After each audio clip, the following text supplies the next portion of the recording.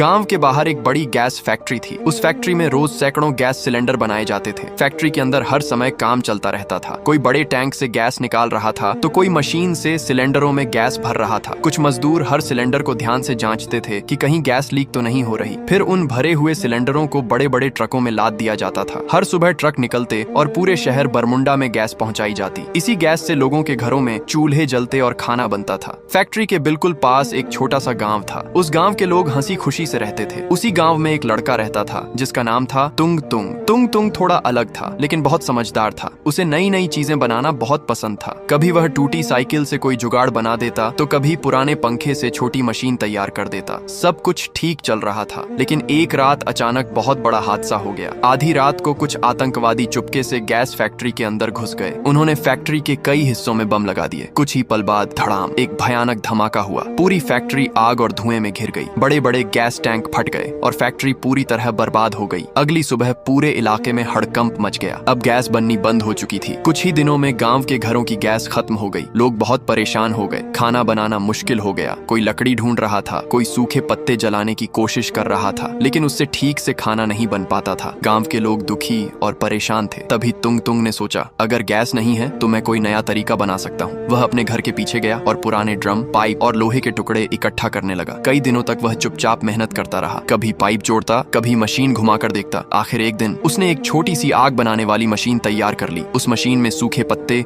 भूसा और कचरा डालते ही मशीन के अंदर से तेज और लगातार आग निकलने लगी। अब उस आग पर आराम से खाना पकाया जा सकता था। तुंग तुंग ने वह मशीन पूरे गांव को दिखाया। गांव वाले हैरान रह गए। अब बिना गैस के भी उनके घरों में चूल्हे जलने लगे। कुछ ही दिनों में तुंग तुंग ने ऐसी कई मशीनें बना दी। पूरा गांव खुश हो गया। लोग तुंग तुंग की खूब तारीफ करने लगे। उस दिन के बाद गांव में एक बात सबकी जुबान पर थी, समस्या कितनी भी बड़ी क्यों न हो, अगर दिमाग और हिम्मत हो तो उसका हल जरूर निकल जाता है।